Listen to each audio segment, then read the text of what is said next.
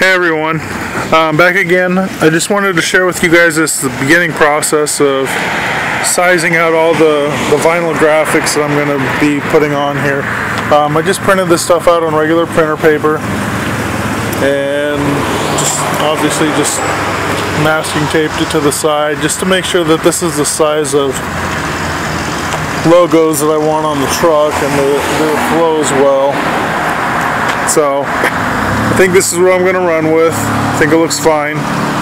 I'm going to obviously have a big Alvarez Metalworks logo on the hood, and then underneath the red line in the black section on the rocker area, or the base of the doors, I guess, not necessarily the rocker, is going to be my website address. It's going to be 60 inches long.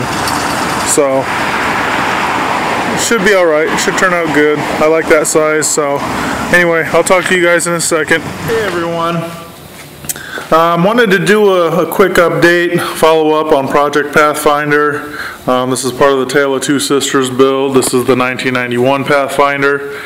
I got the vinyl on applied to the Monstaliner, excuse me. I think it looks awesome. I don't care what you think. There was question about whether the vinyl would stick to the Monstaliner or not, and it seems to be doing well. I mean, only time will tell when it comes to vinyl. We're using, I believe it's calendared vinyl. I did have to use a hair dryer on it, and let me kind of explain for those that aren't familiar with sign industry and stuff like that. Because of the texture of the Monstaliner, when you try to rub the vinyl on there, it naturally doesn't want to stretch and stick into those holes, into the lower part of the texture. So once you get it applied, you're going to want to apply a little bit of heat, not a lot, just a little bit of heat to soften up the vinyl, and then just rub it with a towel or something and get it to contour around all the little textured bumps and everything on there. So and it seemed to work great. I had this big logo, Alvarez Metalworks logo for the hood. I could have done a better job installing that. There's a couple of wrinkles in it, a couple small little tears that, if you're being nitpicky and really looking super up close, you'll see. If you're a couple feet away, you're not going to see it.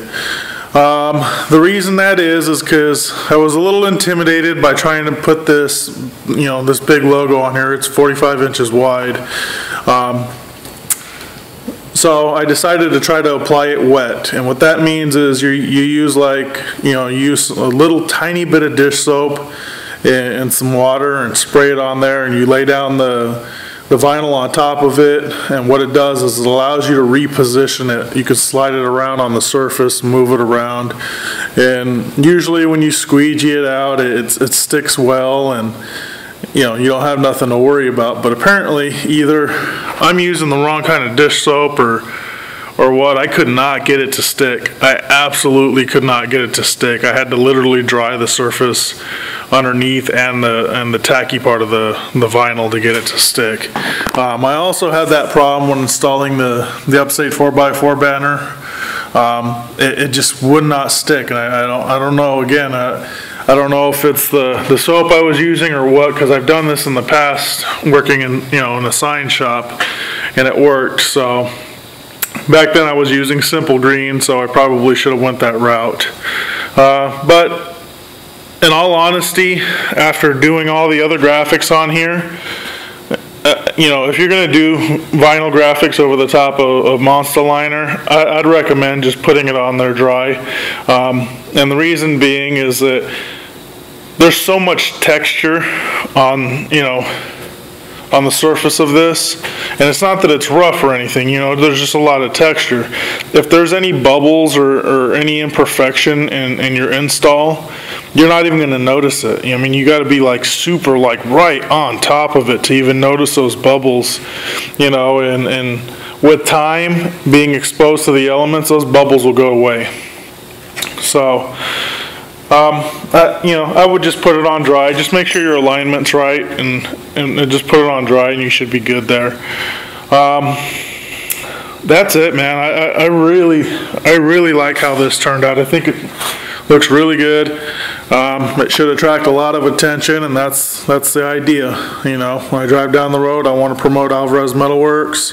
I'm trying to help out Monstaliner by putting their logo on the truck, let people know what's all over my truck, and you know, support them. They've supported me, and I like helping people that help me. So that's it for now. Let me show you the other side real quick though. You know, I had to go over the gas door, so that was, you know, wasn't challenging, but it takes time. You know, you got to cut everything out and, you know, make sure it's all on there good. So I like it. Let me know what you guys think, but if you think it sucks, I don't really want to hear it because I don't care. I like it. So don't trash it, but you know, if you don't really care for it, you know, simple, it's okay. Not really my style, but it's okay. But if you start being insulting, expect one of those comments in return. So anyway, I just wanted to show you guys that. We're pretty close to this thing being, you know, dead on to my rendering that I did a long time ago in Photoshop of my truck. The only thing that's left now is I need to get some wheels and tires. The wheels mainly, I need to get some wheels with some weld-on rock rings. I've already got them all designed up. It's just a matter of finding some steel wheels and some tire, you know, the wheel and tire combination that I want to run. I've contemplated going up to 16s. I've contemplated going bigger than 31-inch tires, but you know, money is always an issue, so we'll see. Hopefully before spring comes around, I'll have all that stuff taken care of. The rock rings will be red. The wheels will be black. The rock rings will say Alvarez Metalworks all the way around it. So that should look kind of sick. What else? Oh, I got to build my roof rack. That should be coming real soon. And I still need to put my tail light brush guards on. I haven't put them on since I did the Monstaliner because the powder coating on them was kind of crappy looking. So I wire wheeled all that stuff off, and I just got to get them refinished again, and then I'll put them back on.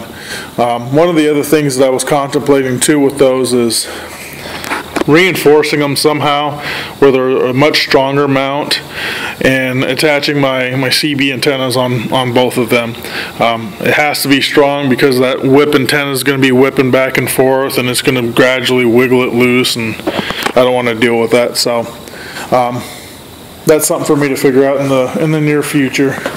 But for now, this is what we got. I think it's dope. Subscribe, comment, like. Check out Monstaliner.com. Check out AlvarezMetalworks.com. Go like us on Facebook. If you're from the New York area and you're into off-roading of any sort, even if it's dirt bikes, quads, whatever, check out Upstate4x4.com. So, alright, talk to you guys later.